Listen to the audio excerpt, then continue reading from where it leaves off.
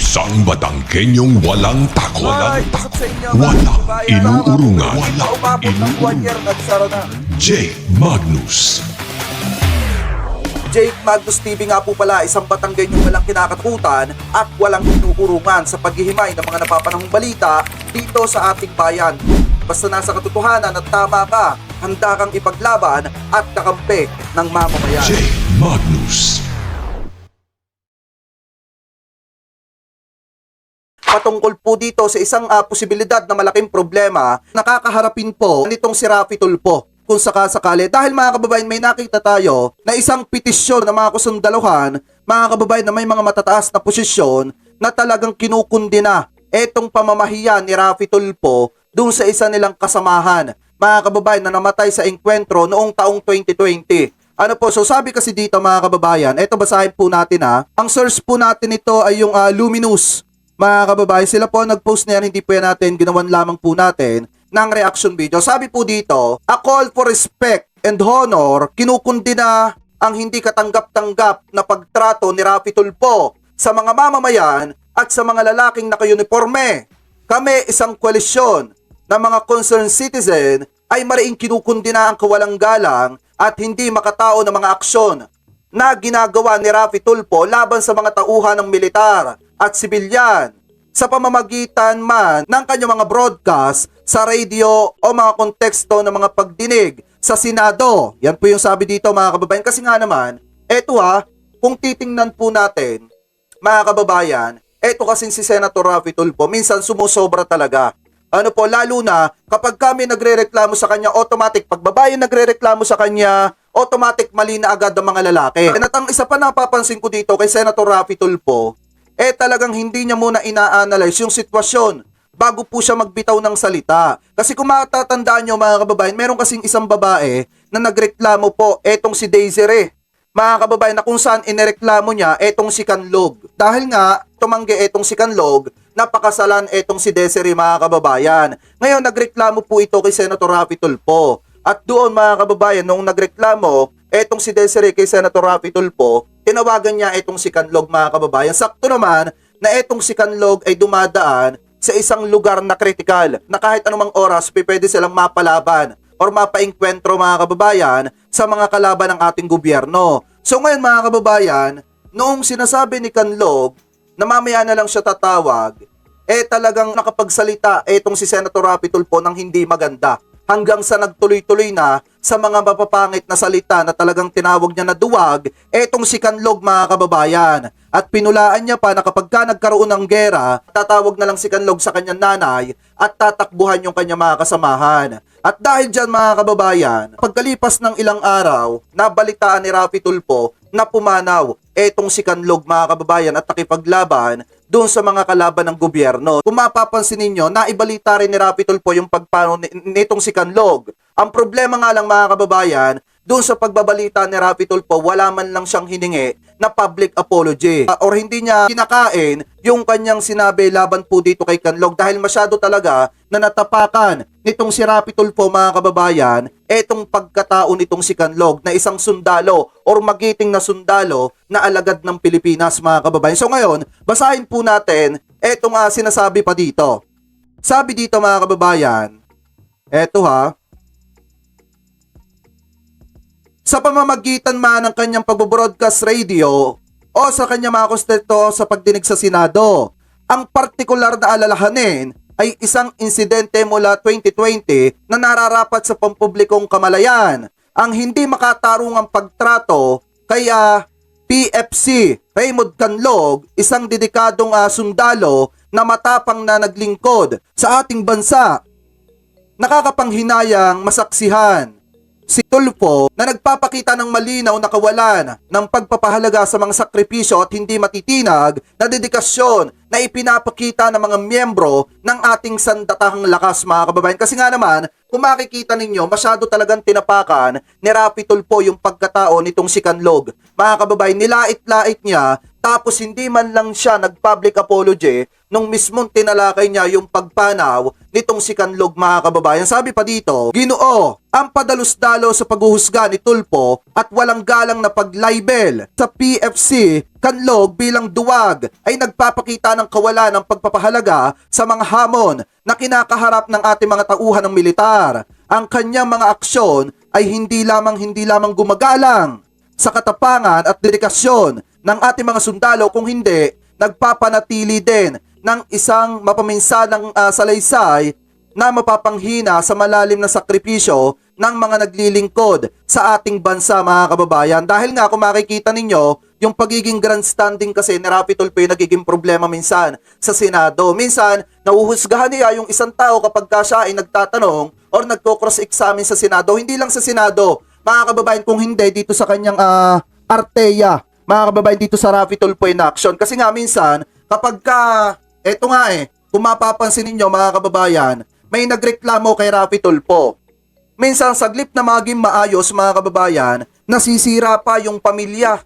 Yun po yung pinakamasaklap na nangyayari. Oo, nakakatulong si Raffy Tulfo sa mga OFW, pero the more na may nagrereklamo po sa kanya, mga kababayan, mas malaki ang possible. Mas marami ang posibilidad na hindi talaga naaayos. At mas marami ang posibilidad na nasisira na lamang po yung pamilya. Mga kababayan, yung iba kasi na nagrereklamo kay Raffy Tulfo ang hangad, maayos yung pamilya, pero sa kasamaang palad, mga kababayan, hindi na naaayos at minsan yung mga tao nauhusgahan pa at nababash pa ng maraming tao. Yan po yung pinakamasaklap, mga kababayan. Kaya nga nagtataka kung bakit etong si Raffy Tulfo ay isa sa pinakamataas ang nakuha sa survey. Ganun kung makikita naman natin, mga kababayan, yung ginagawa niya. Agresibo siya pagdating sa Senado, pero mga kababayan, minsan may mga nabibitawan siya sa Senado na hindi niya pa napapatunayan. At minsan sa Arteya, mga kababayan, may mga nakahawakan siyang kaso pero hindi po niya natatapos. Diba, mga kababayan? Tingnan nyo mabuti yung kay Jovelyn Galieno. Sino ang tumapos nun, mga kababayan? Kami mga vlogger ang tumapos nun. Kasama si Kuya Tommy Abile. Yung si Bigwas, mga kababayan. Kami ang tumapos nun, mga kababayan. Si Senador Raffy Tulfo, wala. Pagkatapos, mga kababayan, ng ilang episode, tinigilan niya na yung kaso ni Jovelyn Galieno. Yung babaeng nawawala sa Palawan, mga kababayan, sino ang tumutok at tumapos nun? Si Kuya Tommy Abile at saka kaming mga vlogger, mga kababayan.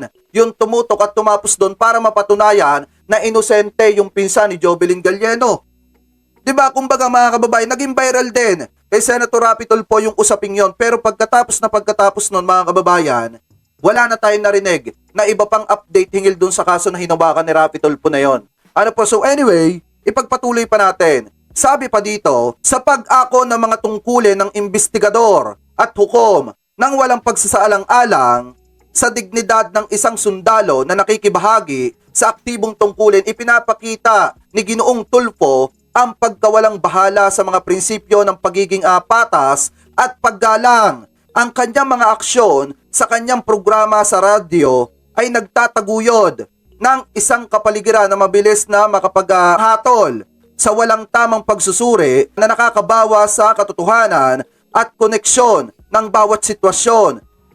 Kami ay naninindigan sa aming hindi pagsang-ayon sa pag-uugali ni Ginoong Tulfo at nananawagan para sa pagbabalik sa mga pangunahing prinsipyo ng paggalang at karangalan para sa ating santatahang lakas. Sinihimok namin si Ginoong Tulfo. Ito po yung sabi ng kusundalahan natin. Si Ginoong Tulfo na talikuran ang kanyang otoritarian na mga hilig at yakapin ang kanyang tungkulin bilang isang pampublikong lingkod na nakatuon sa pagpapaunlad ng mga pangunawa ng simpatya, mga kababayan. So ngayon kung makikita ninyo, eto nire-request ng sandatahang lakas na magbitaw sa Arteya etong si Senator Raffy Tulfo at mag-focus sa Senado. Mga kababayan, ito kasing istorya nito, etong kay Kanlog at saka itong kay Desering ito ay usapang hindi magpapakasal yung sundalo do sa babae. Siguro may mas malalim na problema pa na pinanghimasukan ni Raffy Tulfo hanggang sa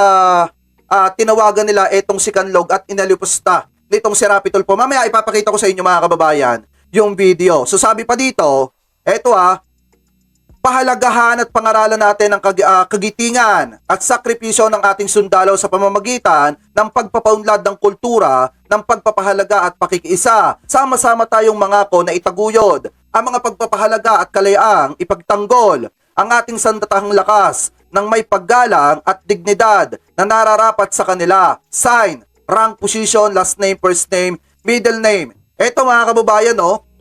Kita nyo, yung maraming nag-ano dito, maraming mga pumirma sa petisyong ito laban kay Tulfo mga kababayan na magbitaw sa Artea. Ang karamihan po dito, general, mga kababayan, tapos mga lieutenant. Yan po yung karamihan na mga nag-sign po dito na kinukundina nila yung pangit na pag-uugali nitong si Senator Raffy Tulfo. Biruin nyo ha mga kababayan, kung tutusin kasi dito sa Artea, nag-overpower. Ano po, nagpa-power trip di umano, etong si Raffy Tulfo mga kababayan. At minsan, hindi na niya nakikita yung talagang kahalagahan ng kanyang programa. Na nakilala yung kanyang programa sa pagtulong sa sambayan ng Pilipino. Pero kalaunan mga kababayan, kung titingnan nyo, talagang mag-interview kayo ng mga tao dyan na lumapit sa Artea, dito kay Senator Raffy Tulfo. Ang sinasabi ng iba, minsan tumatagal ng ilang buwan yung kanilang reklamo dito kay Senator Raffy Tulfo. At kapag ka-viral at kilalang tao ka, ikaw yung uunahin. Oo nga mga kababayan, tunay. Kahit mag-interview kayo ng mga tao dyan na nakapila sa Artea, ang sasabihin sa inyo, mga kababayan, ilang buwan pa bago sila mapaere. Pero pagkakilala, sikat na tao, mga kababayan, yung pupunta ng Artea at magrereklamo, automatic, mga kababayan, ikaw yung mauuna. Yan po yung katotohanan dyan, mga kababayan. Kaya nga, eto, para makita ninyo yung video, ha, yan yung mga pirma ng maraming mga nagpetisyon. Eto, i-blow ko para makita ninyo. Yan. Yan yung mga pirma, mga kababayan, ng maraming nagpetisyon laban po dito kay Senator Tulfo. Umabot na po yung pirma sa 221 na tao na puro mga sundalo, pulis, mga kababayan, yung mga pumirma po dito. May mga profesor pa. Ano po, so ngayon, mga kababayan, marami ang sumasang-ayon na mamili etong si Senator Raffy Tulfo kung magbibitaw ba siya dito sa Artea or di kaya naman mga kababayan dito sa pagiging senador. Ano po, yan po yung iniaapila po dito. Pero anyway, eto pakinggan po natin etong nakita nating video. Galing po dito sa Mr. Walay 7. Kanila po yan, hindi po yan natin. Gagawan lamang po natin ng reaction video. I-play na po natin. Issue na ito. Sundalo. Yung sundalo, hindi siguro na-realize ng sundalo na hindi niya itutuloy yung magpapakasal. Pinipilit ni Tulfo na itong tao, oh my God, ha? Ituloy yung kasal. Pwede kasal yan may prerogative. May batas naman kung hindi mo na tuloy yung kasal, pwede kang sampahan ng kaso or pwedeng damages. Pero, tingnan mo, binabastos niya yung dinatawag niyang duwag. Ito, pakinggan natin. Okay, nasa linyang telepono na si Private First Class Raymond Canlog. PFC Canlog, magandang umaga po, sir. Sir, magandang umaga po, sir. Pwede mamaya na lang, sir, kasi nandito po ako sa town ba? Ito, ako muna magsalita, makinig ka. Duwag ka, sir. Nakakatakot ka. Baka pagdating sa enkwentro, iwan mo yung mga kasama mo. Halimbawa, may bakbakan na, nakakita ka ng kalaban, baka tumakbo ka, karipas ng takbo, iwan mo yung boots mo, takbo ka. Kawawa. Kita nyo mga kababayan, yung unang tirada niya dito kay PFC Raymond Canlog, mga kababayan, duwag ka, sir. Ibig sabihin, dun pa lang mga kababayan, hindi niya muna pinakinggan itong si Canlog, siya muna yung una nagsalita. Ano po, pero sinasabi nitong si Canlog, mga kababayan, na pwedeng mamaya na, sir. Kasi yun nga kanilang dadaanan, delikado. Alam niyo kung tutusin, hindi naman dapat sagutin nitong si Raymond Canlog, mga kababayan, etong si Senator Raffy Tulfo. Dahil unang-una, nasa isa silang misyon na talagang napakatindi, mga kababayan. Ano po, na pwede silang mabawian ng buhay kapag ka nagkamali sila. So ngayon, mga kababayan, ang problema kasi dito, alam naman ni Senator Raffy Tulfo yung buhay or pinagdadaanan ng isang sundalo. Napakahirap po, mga kababayan. Ngayon, nagawa niya pang maliitin ng ganyan. Tinawag niya agad, binweltahan niya agad, naduwag ka, sir. Tapos pinagsalitaan niya, mga kababayan, ng hindi magaganda. Ano po, so anyway, ipagpatuloy pa natin. Ano may mga kasama mo, iiwan mo dahil duwag ka. Siguro habang nagbabarilan, tatakbo ka, sabay siguro sigaw mo, mama, nandito ng kalaban, tulong mama. Hindi nga. O dili kaya, nakatalok bungkat, nagdadasal, tapos tinatawag mong mama mo. Hindi, ginagawa ko lang biro yan, pero hindi ka bagay maging sundalo siya, nakakatakot ka. Nako! Ito ipaparating ko sa Philippine Army, para malaman ng Philippine Army, yung pagkatao mo. And then, idadaan ka ulit sa isang psychological test. Neuro test, kung ikaw ba'y karapat-dapat maging sundalo? Hindi sir, para sa akin assessment ko, pagdating po sa engkwentro, iwan mo yung mga kasama mo dahil duwag ka. Hello, Sir Rafi. Nagabiyaya ko, Sir Rafi. Pwede mamaya na, Sir Rafi. May paliwanag ko lang mamaya. Sige, paliwanag mo mamaya. Kasi critical yung pabalikan namin. Ano pa? Critical po yung area na pabalikan namin. Critical. Pwede mamaya na lang. Opo. Nako, critical yung mga kasama mo. Baka mamaya merong kalaban dyan, tatakbo ka. Sige, salamat sir. Yan, mga kababayan. Kita nyo yung sinabi ni Senator Rafi Tulfo. Sinabi na nitong si PFC Raymond Canlog na pwedeng mamaya na sila, critical yung dadaanan namin. Tapos nagawa niya pa mga kababayan pagsalitaan ng hindi maganda. Sinabi niya, critical yung dadaanan nyo, critical yung mga kasamahan mo, baka iwan mo. Di ba mga kababayan? Eto ba? Eto ha, kita nyo, hindi pa siya senador niyan.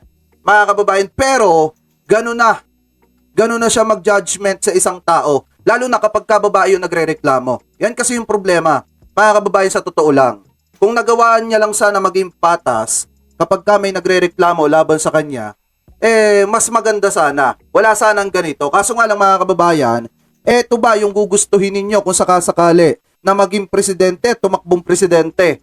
Mga kababayan, na hindi pa nga senador, talagang napakatindi na mag-power trip. Ika nga, di umano. Mga kababayan, what if pa kaya? Ano po? Kapag ka naging pangulo na yan. Ngayon nga lang senador, mga kababayan, kapag ka nagigisa na sa Senado, napakatindi na mga kababayan. Bawal kang sumagot pag hindi ka tinatanong. What if pa kaya mga kababayan kung sakali maging presidente to? Di lalo na mga kababayan. Kung makakahawak to ng malaking kapangyarihan sa gobyerno. Di po ba? So ipagpatuloy pa natin. Bukod pong balita nakarating sa amin na ito na pong si Private First Class Raymond Canlog ay na-ambush during operation at siya po'y nasawi. Kami po'y nagkikiramay sa pamilyang iniwan. Tingnan nyo mga kababayan na kung magagawa niya na mag-public apology dito kay Raymond Canlog. Itinatalakay niya yung pagpanaw ni Raymond Canlog mga kababayan. Tingnan natin kung magagawa niya mag-public apology. Ni PFC. This was 2 weeks ago ata, no? Yes po, July Nung 9 po natin. July 9. Yes. Colonel Zagala, magandang hapon po, sir. Rafi, magandang hapon. Nakarating po sa amin itong malungkot na balita tungkol po kay PFC Raymond Canlog. Ito po ay nireklamo sa amin a couple of weeks ago. Ano bang nangyari sa kanya? Yes, Rafi. Kahapon, no? Nung July 29, about 5:20 ng umaga, itong unit ni itong 57th Infantry Battalion nag-ooperate, no? Nagkaroon sila ng encounter dito sa Barangay Pendipen, Dato Salibo, Maguindanao, no? Okay. At ito nga ay nag-result sa pagkamatay ng dalawa nating sundalo, no? Ang isa doon si PFC Raymond C. Canlog. Okay. Kahapon po yan, no? Dalawa Pikit-pikit yung mata ni Rafi Tulfo eh. Kasi nga naman mga kababayan, saan ka ba naman nagkatala? Pagkatapos mong laite, nagawa mo pang ibalita yung pagkawala ng tao.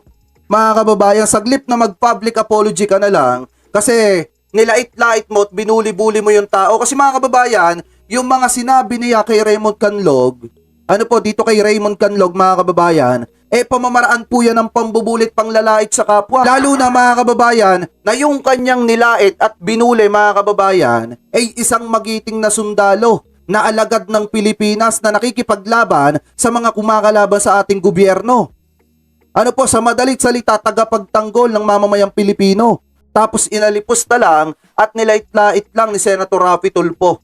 Mga kababayan, ganyan po katindi. Kaya nga sabi ko sa inyo, what if pa kaya kung sakaling maging presidente po ito? Mga kababayan, so eto, pagkatapos niyang bulihin yung tao, nung nawala na itong si Raymond Canlog, gumawa pa ng video. Mga kababayan, sa madalit salita, sabi nga ni Kuya Ayo, hayop pinagkakitaan pa. Kaya nga, di ba pagkatapos niyang bulihin, pinagkakitaan pa. Mga kababayan, ipagpatuloy pa natin. po miyembro ng Philippine Army ang nasawi sa ambush po itong nangyari, Colonel. Ang nasa report po natin is encounter, no? Encounter. Sa kabilang panig po, sir, sa mga kalaban, meron wala tayong it's still to find out kung meron, pero meron tayong report na 4 ang patay sa panig ng kalaban, no? Yun lang po sir, kinukonfirm lang namin. So kahapon po nangyari ito. So Kahapon during po. the operation, nasa way po 2 sundalo natin at isa na nga ron si PFC Canlog. Okay. Kami po ay nakikiramay po kay PFC Canlog at sa Philippine Army at maging po sa kanyang pamilya. Salamat po Colonel Zagala. Salamat, Rafi, at manakikinig, magandang hapon po sa inyo. Mabuhay po ang Philippine Army, Colonel. Thank you po. Salamat po. Ma'am Desiree. Hello po. Ata, pakinggan natin kung magagawa nila na mag-public apology, mga kababayan, hingil sa pambabastos, pang-alipusta, at panglalait nila at pambubuli dito kay PFC Canlog, mga kababayan. Kasi nag-viral ito. Nag-viral ito, napakaraming masasakit na salita ang sinabi ng mga tao, dito kay Raymond Canlog. Tapos mga kababayan, ilang araw lang nabalitaan natin na biglang pumanaw etong si Raymond Canlog, mga kababayan, na kahit minsan hindi natin narinig na nag-public apology si Senator Rafi Tulfo hingil po sa sinabi niyang masasakit at pambubuli niya dito kay Raymond Canlog. Ano po ipagpatuloy pa natin? Sir. Ano pong reaksyon niyo? Ito po officially confirmed galing po mismo sa spokesperson ng Philippine Army, si Colonel Ramon Zagala. Wala na po, yumao na po si PFC Canlog. Ayun nga po sir pero bakit ako yung sinisisi sa pagkamatay niya? Sa lahat ng post, lahat po, binabash ako ng dahil daw po sa akin. Kasi namatay daw po yung ex ko. Wala. Natural, mga kababayan, sobrang depressed na noon. Siyempre, alam nyo naman, mga kababayan, ang pinagdadaanan. Alam nyo ang pinagdadaan ng hirap ng ating mga kasundaluhan. Kaya nga ako, pag may nakikita akong sundalo o kahit kafgo, mga kababayan, talagang sobra-sobra yung paghanga at pagsaludo ko. Kasi biruin nyo bukod sa nalalayo sila sa kanilang pamilya, ang kanilang kabilang pa ay nakatapak na po sa lupa. Mga kababayan, kada lulusob sila, kada may pupuntahan silang malalayo, hindi natin alam kung makakabalik ba sila ng buhay or hindi na. Mga kababayan, at alam natin yung stress at depressed na pinagdadaanan ng ating mga kasundaluhan. Lalo na yung hirap nila pagka nasa sa bundok po sila, mga kababayan, at nakikipaglaban doon or nagsasagawa ng kapayapaan. Alam natin yung hirap ng mga kasundaluhan natin. Kaya nga nakakalungkot lang isipin, mga kababayan, na nagawa ni Senator Rafi Tulfo na alipustahin, lait-laitin yung isang sundalo na ngayon ay wala na at binawian na ng buhay na kahit kailan hindi natin narinig na nag-public apology siya. Wala siyang binanggit na kahit na ano. Anyway, pagpatuloy pa natin. Ano naman po akong ginawa? Ang akin lang dati, pinagtanggal ko lang din yung sarili ko nung nagpatulpo po ako, diba? Dami pong lumalabas doon na ako yung sinisisi. Kasi nga daw po, stress na daw po si Raymond Canlog. Tapos ngayon po, bakit pa siya kasi sinama sa operation? I-floating po, naka-floating siya. Bakit sinama pa siya? Anong Sinisi pa yung Philippine Army, mga kababayan. Ang tanong kasi dyan, bakit nyo kasi inabala pa si Raymond Canlog? Diba mga kababayan, bakit pa nila inabala si Raymond Canlog? Sinabi na nga ni Raymond Canlog na, sir, pwede ba sir mamaya na? Anong sabi ni Rafi Tulfo, mga kababayan? Ano yung sabi niya? Ako muna magsasalita. Tapos pagkasalita niya, sinabihan niya ng duwag ka, sir. Tapos binanatan niya pa ng hindi magagandang salita na parang hindi makain ng tao, mga kababayan. Isipin nyo mabuti sundalo gaganunin mo? Diba mga kababayan? Anyway, pagpatuloy pa natin. ng 6 ID sa akin, sir?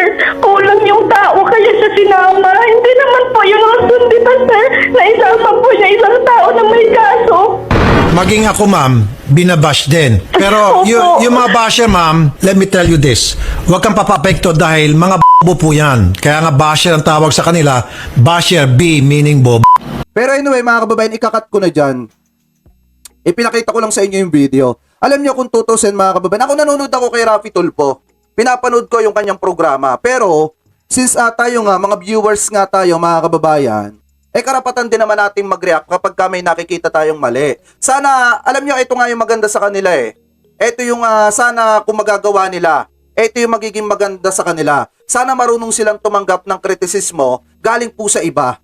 Ano po na nagtatama po ng nakikitang mali doon sa kanilang programa. Kaso nga lang ang problema, may mga nababalita na mga kababayan na kapag may mga nagtatama ng mga mali, ng mga mali, dito sa Rafi Tulfo in Action, idinidemanda. Diba? Idinidemanda, mga kababayan. Yan yung mga nakikita ko at mga napapansin kong mali. Kapag pinupuno sila ng mga small vlogger, kapag itinatama po yung nakikita nilang mali dito sa Artea, mga kababayan, talagang idinidemanda po nila. Ngayon mga kababayan, ang sa akin lang, sana maging open sila sa mga kritisismo sa kanilang programa kasi yung kanilang programa, hindi naman natin masasabing perpekto. Magkakamali at magkakamali po sila, lalo na at etong si Senator Raffy Tulfo ay nakapambuli po ng alagad ng batas. Diba mga kababayan? Kaya nga nagtataka ko, sabi ko nung nakita ko yung survey, aba talaga si Raffy Tulfo? Pero anyway mga kababayan, kayo po ano pong komento nyo hingil po dito sa pambabastos ni Raffy Tulfo sa isang sundalong na mayapa na. Mga kababayan, nakakalungkot lang isipin na yung sundalong yon mga kababayan, talagang namayapa ng may kinikimkim na sama ng loob. Dahil nga, di umano, ay naipahiya po nitong si Senator Raffy Tulfo. Ngayon mga kababayan, pakinggan po natin itong nakita nating vlog or galing po dito kay Attorney Claire. Mga kababayan, na kung saan sabi po dito, Senator Raffy Tulfo, take a leave as host of Artea or resign as senator mga kababayan. Yan kasi yung panawagan Yan yung panawagan ng ilang mga kasundaluhan na may matataas na posisyon. Mga kababayan, na kinukundi na etong si Senator Raffy Tulfo. Kasi nga naman mga kababayan, senador siya tapos nasa Artea siya mga kababayan. Tapos kapag ka nagsasagawa siya ng kanyang programa, minsan, talagang makikita ninyo yung power tripping. Ano po, yung pagsobra niya sa paggamit ng kapangyarihan niya bilang isang senador mga kababayan. So ngayon, pakinggan po natin, eto nga nakita natin balita galing kay Attorney Claire. I-play na po natin mga kababayan, i-credit po natin sa kanya yan. Kanya po yan, hindi pa natin gagawan lamang po natin ng reaction video. I-play na po natin.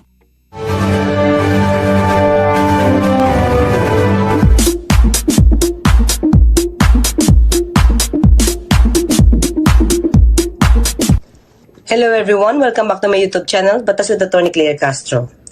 Ang pag-uusapan natin ngayon ay yung pagpuna ng ilang general at yung men in uniform patungkol dun sa pagtrato ni Senator Raffy Tulfo sa mga military personnel at mga civilians. Ang matagal na nating pinupuna sa ugali ni Senator Raffy Tulfo kung paano itrato ang mga karamihan ng mga resource persons, mga police, mga nalireklamo sa kanyang programa sa RTIA.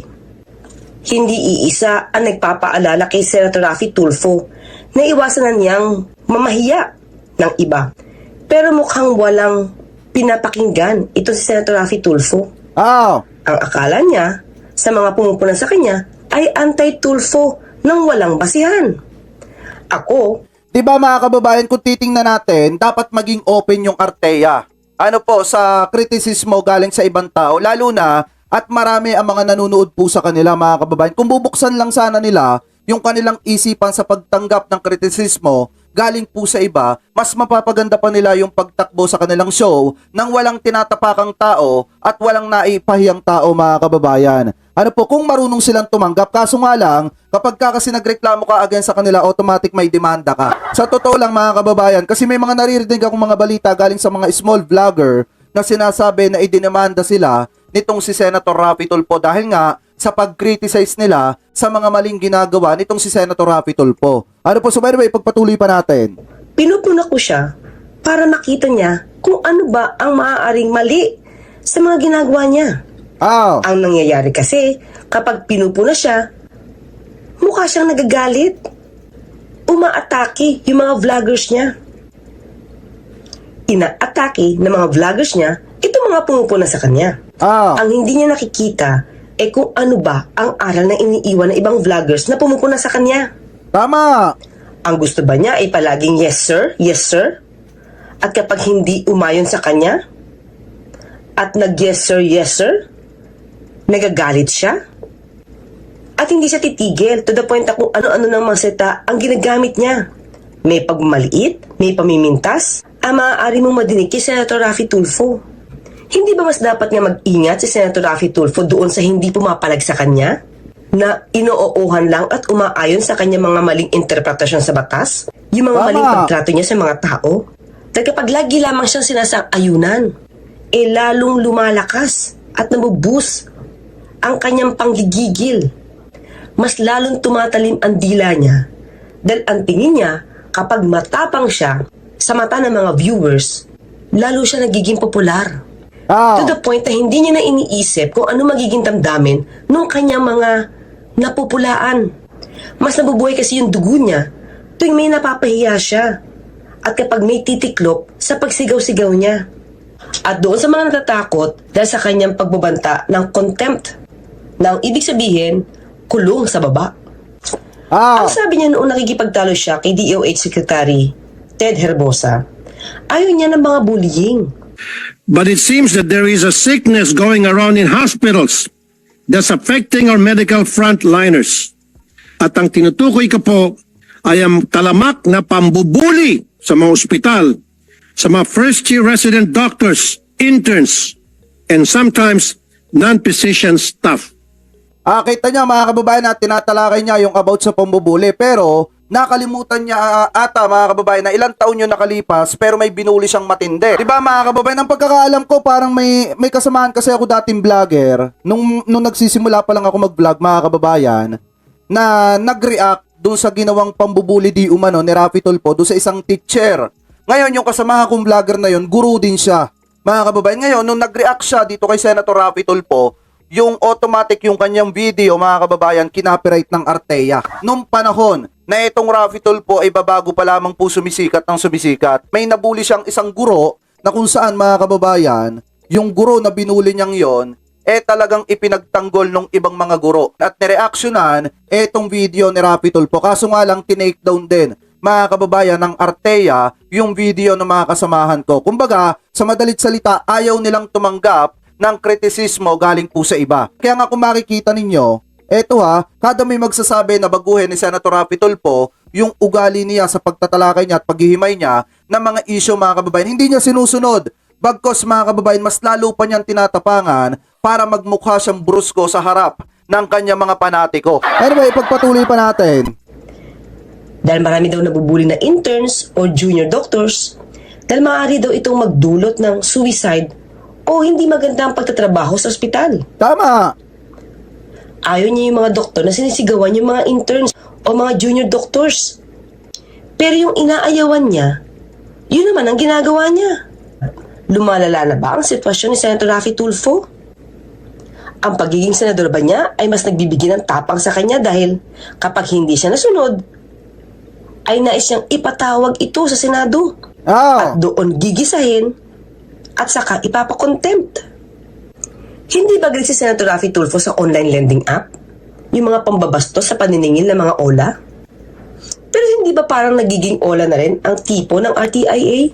Tama! Na paggagalitan, sesermonan, mamaliitin ang mga nirereklamo sa kanyang programa? Kapag napanood mo si Senator Raffy Tulfo, kung paano mag-utos na ipatawag si ganon, na ipatawag si ganyan, karamihan ay mga chief of police ng istasyon. Uutusan, aalamin ko ano ang facts, data, records patungkol sa isang kaso. At uutusan pa na ito ang gusto ko, ito ang gusto niyan. Ito madalas na madidinig mo kay Senator Raffy Tulfo. Ito ang gusto kong gawin mo. Ganyan ang gusto kong gawin mo. At kapag hindi nagawa, lagot ka. Nagpalaki itong si nanay. And then, pumunta itong tao mo, bata mo, kinanay, para hiramin lang daw yung baby. And then, tinangay na. Right there and then, meron ng ginawang krimen. And yet, di mo kaya yung bata mo at sabihin mo itong tao ngayon na magpana ng kaso? You're very weak. Ba't ka naging chief of police? Bakit ako naging weak? Yun naman ang tama. No, sir. You know why? Because if I were in your situation, I could have said to the guy, hey, halika rito bata, mali yung ginawa mo. Tayo dapat ang nagsiset ng maganda example dito dahil tayo ang takbuhan ng mga taong inaapi. Madali lang sabihin yan, pero mayroon tayong proseso. No, sir. Tama. If you want to, look at me. Subukan mo ako. Tingnan natin, makukuha ko tong bata. Ikaw hindi mo kayang kunin. Chief of police ka ako, hindi. Civilian ako, pero kaya Ayun, you kunin. can do it. You do it. Then in that case, you're not supposed to be a chief of police. I'm very sorry, sir. You don't deserve to be called a chief of police. For me, I'm so sorry, Colonel. Tawagan nyo ang Income Krame. Sorry, Colonel, ha? Sorry. Meron po tayong proseso. I know the Inassist namin process, yung sir. tao. But, sir, you can Pwede cut... ko bang i-drag yung tao ko para i-personal nilang buhay yan? Sir Hindi naman, yan. I know personal Wala pero, pang na kaso eh. pero, sir, he committed a crime. There was a Yes, crime committed. patunayan niya. Then, sir, Meron tayong proseso, Mr. Tulfo. a crime was committed. Tama mga kababayan. Hindi, tama tong kay Col Rodela Pastor mga kababayan. na meron nga namang proseso, alam nga namang pangunahan mo yung proseso ng batas. Siyempre, meron tayong proseso mga kababayan na kailangang sundin natin. Ano po, laging dapat sundin natin yung proseso. Kita nyo, itong pulis mga kababayan na kahit anong birada sa kanya ni Raffy Tulfo, ang ginagawa niya mga kababayan, ano yung sinasagot niya? Meron tayong proseso. Kung nagkamali siya, patunayan niya mga kababayan. Ano po, ipaliwanag niya. Ganun lamang naman kasimple mga kababayan. Anyway, pagpatuloy pa natin. Then you are responsible to Unless your man. proven, wala pang may file na kaso. Sir, it doesn't matter. Sir, I'll give you an example. Halimbawa, ako po, yung tao ko, kasamahan ko sa RTIA, may Ito ginawang, siguro, may pero ginawang kami, kalokohan. naka-observe kami ng proseso. Well, sir, cut the proseso. That's the reason some people come to me because I No, deliver result. assumption mo yan. Assumption mo yan. May proseso tayo, may batas tayo sinusunod. Assumption, I'm not assuming here. Ako po, marami ako napatunayan. Ikaw, anong napatunayan mo sa Las Piñas? Have you done anything in your life? Come on. Yan. Ganito po, Senator, kasi project po namin yan, na nakakalabas din naman po ako, nakikita ko naman po yun. At No, no, you mean, nung mangyari yung aksidente, were you there? yung mga picture, yun ang natin. Na, Kaya nga sir, yung picture na yun after the accident, nung malaman po ng contractor na ibanggit sa kanila tungkol accident, inayos na nila yung dapat ayusin. tingin ko po, Senator, hindi naman picture ng contractor yung binigay po na yun eh. Yun po yung doon na nakatouch doon sa complaint eh. Natin, interpretation doon sa wala naman po kami may talaga daw. Yun po yung mga nagiging... Sir, kung kayo po humihirit talaga, naniniwala. Sir, sige po, magpapatawag po ako ng hearing, pati ikaw, isasama ko po sa resource person, patatawag ko doon pati si Secretary Bonoan. Would you like? Hindi naman na po siguro dapat dahil kasi Hindi nga sir, nagmamatigas ka eh. Gusto mo? Hindi nga sir, nagmamatigas ka eh. Gusto mo? Okay, tanyo mga kababayan, City Kong style. Grabe naman mga kababayan. Kita nyo ha, kung sakali maging presidente ito, eto ako sakali lang. Kung sakali maging presidente ito, eto yung talagang grabe na napakadiktador. Mga kababayan, kailangan susunod ka sa lahat ng gusto niya mga kababayan. Kung ano yung gusto niya, kailangan susundin mo para okay kayo. Diba mga kababayan, hindi ko alam kung presidente na ba to dito sa videong ito. Pero isa lang yung maliwanag dito mga kababayan. Ganyan si Senator Raffy Tulfo. Dapat, kapag ka siya yung nag-akusa sa'yo, dapat patunayan mo. Mga kababayan, na tama yung inaakusa niya laban sa'yo. Ano po, so anyway, pagpatuloy pa natin. Gusto mo magpapahiring ako? Tawagin ko si Bonoan, pati ikaw. Gusto mo? Gawin mo. Ganyan ang gusto kong gawin mo. Grabe. At kapag hindi nagawa, lagot ka. Senado ang hantong mo. Actually, marami na ang nagbanta ng suicide. Nag-suicide dahil di umano sa RTIA. It's really bad news. When I say bad news, it's bad news. Nakakalungkot na balita. Dahil si Adora po, yung inireklamo ni Mr. R.J. Russell. Ito yung ito yung babaeng nagbigti ata mga kababayan. Pakitama na lang ako kung ako po ay mali. Ito, naging mainit na usapin din to dati. Mga kababayan, etong patungkol sa isang babae na nagbigti na inireklamo ng isang foreigner mga kababayan. Ano po, na kung saan mga kababayan, parang nagbanta ata ito kay Senator Raffy Tulfo na 4 PM ata magbibigti mga kababayan, pero nagbigti siya is 4 AM. Ano po yan yung pagkakaalam ko mga kababayan, napakitama na lamang po ako kung ako po ay mali. Anyway, pagpatuloy pa natin. Nagpakamat po kanina madaling araw, 4 AM. Remember nung in-on-air po namin yung kaso, she doesn't want to talk to us at nagbanta siya na magpapakamat ng 4 PM right after the show. Well, hindi na tuloy yun yung 4 PM dahil tulog siya. Tinuloy niya 4 AM kanina. Now, ito pong balita inatanggap namin. Pakipatay nga yung mga nyo. Labas nga muna kayo. Natanggap po namin yung balita mula sa barangay chairman ng Cabala Union. Barangay Sorbitillo. Tatawag tayo for confirmation kung talagang ano ba ang nangyari. Paano nangyari. Nasa telepono si Chairman Melito Sordilla, Barangay Sorbitillo, Cabala Union. Chairman Sordilla, magandang hapon po sir, Chairman. Chairman? Okay. Chairman, kayo po ang nagbalita sa amin na yumaon po si Adora Ramos, nagpakamatay. Yes, sir. Okay. Sir Rogen, Eto yung isa pa, mga kababayan, eto yung malupit talaga. Na ano dito, na speechless. Hindi nakapagsalita dito si Senator Raffy Tulfo. Dito sa isang inirereklamong ito, mga kababayan. Ano pa ito, ipagpatuloy pa natin. pumanda ka. Kumuha ka ng abogado mo. At ikaw ay kakasuhan ni Mama. Tutulungan namin, okay? Hindi na po kailangan po. Magpakamatay po. Wag naman. Wag naman. Ow. Po. Bye na po.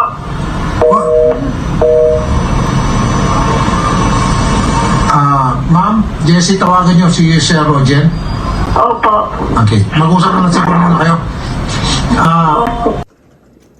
Bigla na lang itinulak dun sa babae ang pakikipag-usap doon sa nirereklamo na binabalak magpakay.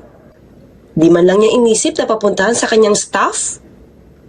O kaya mismo siya ang pumunta para maipakita yung kanyang concern?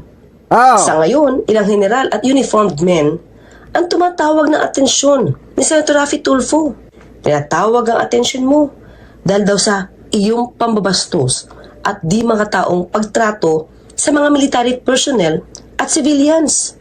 Hindi ba napunakan na nga rin ni Senator Bato pero nag-walk out ka? Yan na naman, ayan na naman, Mr. Chair. Palagi natutulas, magsaserve sila ng warrant. At again, kumukontra naman sinasabi ni Colonel Arnedo, yung kanilang PD, na walang warrant dahil sila ay nagkikasing lamang. Again, hindi na naman tumutugma. Ang daming hindi pagtutugma-tugma. Covert operation, hindi, hayaan mo siya magsalita. Let him speak. Do not stop him. See, sandali, hindi, I'm not talking to you, sir. Colonel po. You see? Sinabi niya, they were serving the warrant, which means they have the warrant in possession, because if you are serving the warrant, then you must have that paper. Yes, dapat. Kaya nga, di ba? Simple English. They were serving the warrant. So, merong hawak sa warrant. Saan ang warrant nyo at that time? Bakit hindi kayo nagdala ng warrant? According to your dala po ng warrant officer ko, Your Honor. Ako po yung sinasabi lang di may dala, pero yung warrant officer ko po ay meters lang po ang layo sa akin. Sinong warrant officer nyo at that time? Police Corporal Joel Dicen po, Your Honor. Ikaw? Yes, Your Honor. May dala kang warrant ng time na yan? Nasa bulsa ko po, Your Honor, kasi po magsaserve po kami ng warrant of arrest. Kaya nga, paano kayo mag-reserve kung walang warrant? So dala-dala yung warrant? Dala po namin, Your Bakit Honor. sabi mo na walang warrant? Magbabalidate pa lang kami that time, Your Honor, nung... Sandali. Mr. Paano Chair. mo sinabi na walang warrant? Mr. Chair, alis na lang ako rito. Hindi ko matiis. Nakikita ko na parang itong mga polis pinagluloko. I'm sorry, I have to walk out. Hindi ko kaya to. Ayan yung ano? Oo, yung nag-walk out siya. Sumama ang loob dito ni Senator Bato, mga kababayan eh. Pero siya din yung nag-sorry kay Tulfo. Dahil patuloy tayo, tuloy. At dahil sa pag-walk out mo na to, nagtampo ka. Si Senator Bato pa ang humingi ng paumanhin. Ito mga general at uniformed men, sa kanilang panawagan, a call for respect and honor, condemning Raffy Tulfo's unacceptable treatment of citizens and men in uniform. Tinuliksa rito ang mga aksyong ginagawa ni Senator Raffy Tulfo. Binigay nilang halimbawa.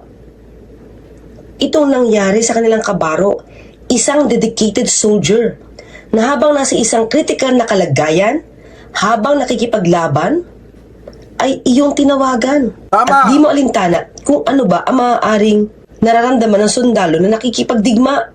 Pero ninais mong kausapin dahil sa isang nagreklamong ex-girlfriend na hindi daw niya pinakasalan. Magalang na humingi sa'yo ng excuse ang nasabing sundalo.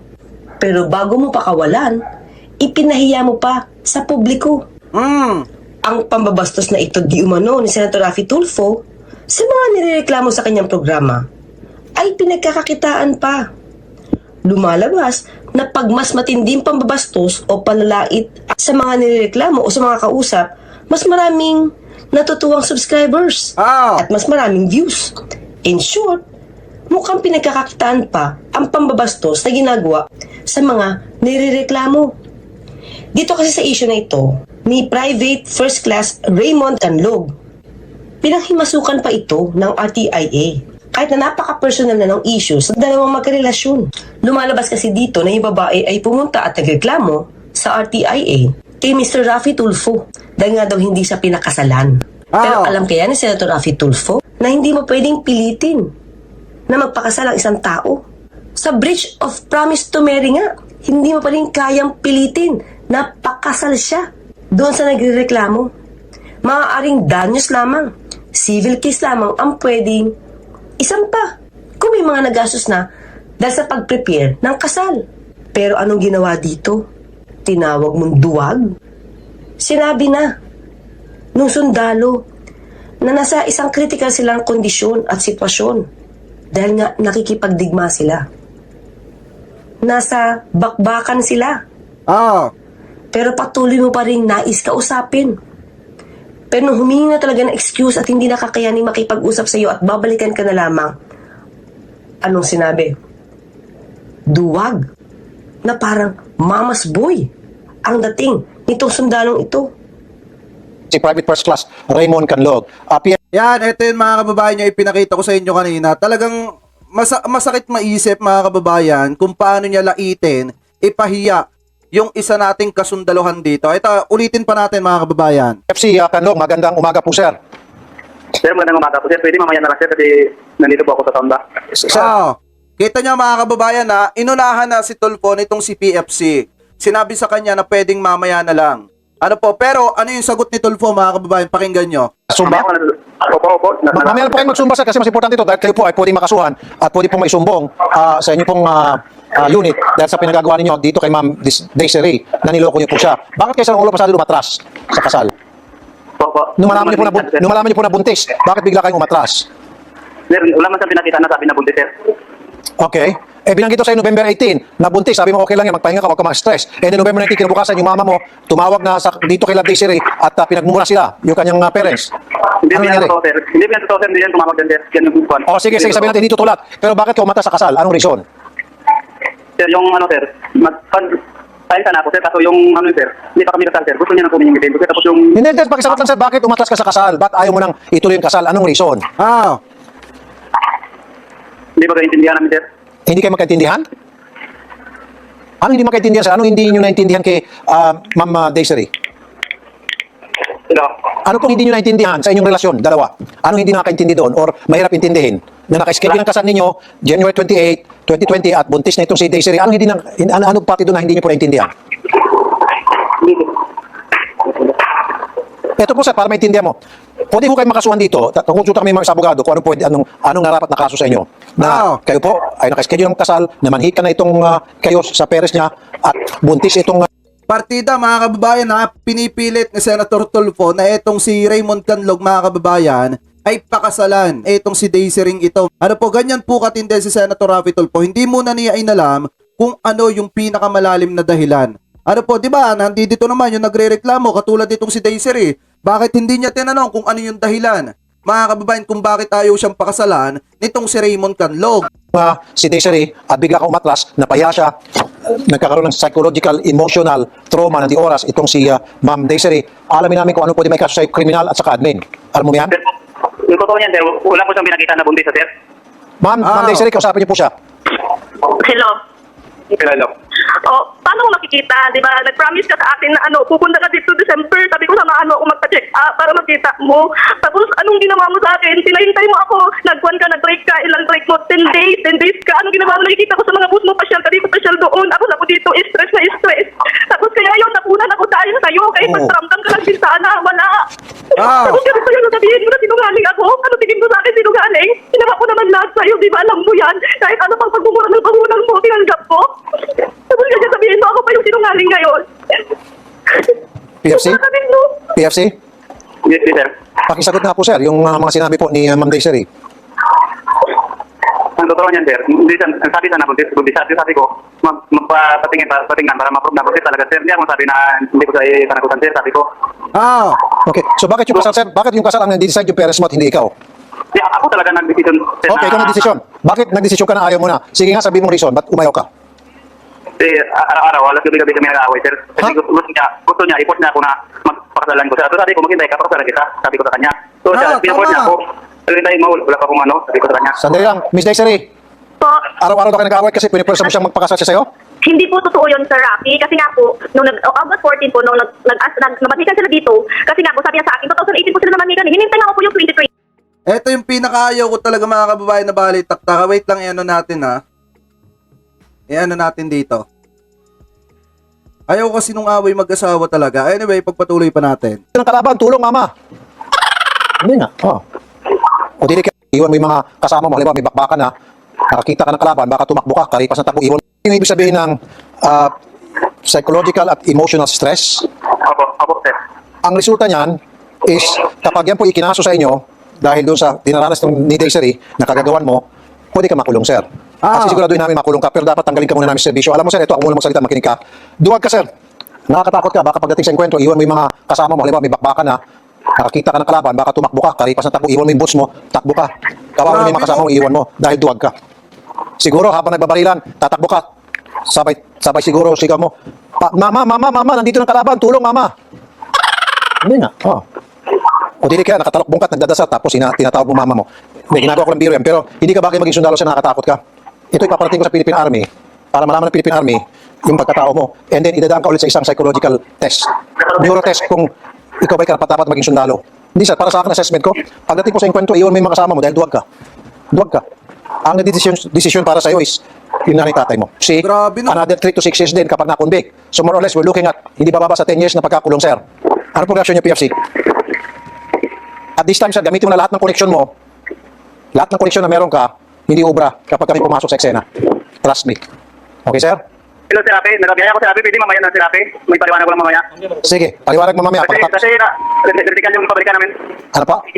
Critical po yung area na pabrika namin. Critical. Pwede mamaya na lang. Nako, critical yung mga kasama mo. Baka mamaya merong kalaban dyan, tatakbo ka. Sinabi ito sa publiko, nationwide, sa kanyang programa. So kahit na magalang na humingi ng excuse, itong si Canlog, nilait-lait pa talaga ni Senator Rafi Tulfo bago niya bitawan. Siyempre, kapag nadinig ito ng mga viewers, magba-viral. Kahit di man sabihin, may psychological effect ang ginawang ito ni Senator Rafi Tulfo sa sundalo na nakikipagbakbakan ng mga panahon na iyon. Sabi dito ni Arnolfo Luminaria, personal na pero sobrang pang pinipressure ang ginawa ni Tulfo. Hindi, kung titingnan talaga natin, sobrang na-pressure yung sundalo dito. Tingin ko mga kababayan, kasi ikaw ba naman pagbantaan ka ni Tulfo na ipatatanggal ka sa serbisyo mga kababayan? Kahit sino naman, mapipressure talaga, lalo na at yung pagiging sundalo ay pinangarap mo mga kababayan. Kaya kahit sino, lalo na at ikaw ay nasa bakbakan, tinawagan ka, tapos ininsulto ka, nilait-lait ka, tinakot ka, natatanggalan ka ng trabaho, kahit sino mga kababayan, hindi talaga tatagal sa gadon. Kaya nga ito, kung makikita ninyo, talagang pagkatapos kausapin ni Rafi Tulfo, ilang araw nga lang, yung lumipas mga kababayan, nabalitaan natin, namatay sa enkwentro, etong si Canlog. Mga kababayan, ano po ipagpatuloy pa natin? Anong nangyari dito sa sundalong ito? Namatay habang nakikipaglaban, sundalo na handang ilaan ng buhay pero tinawag mong duwag. Kaya nga. Maliban dito, mayroon na rin namatay. Isang babae na nireklamo sa RTIA, si Adora. Mayroon ding isang nagtangkang mag-suicide, nireklamo sa kanya. Pinagbantaan niya na sasampa ng kaso. Anong sabi ng lalaki? Huwag na lang, magpapakamatay na siya.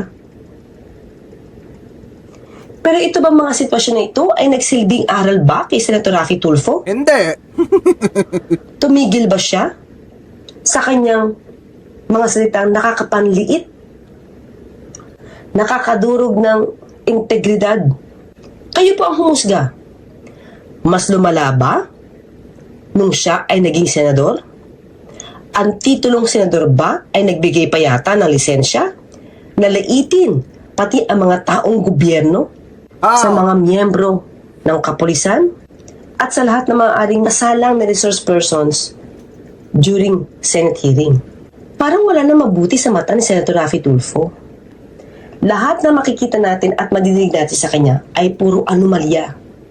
Ang lahat ba ng mga tinatanong niya during the Senate hearing ay may nagagawa kaya siyang batas?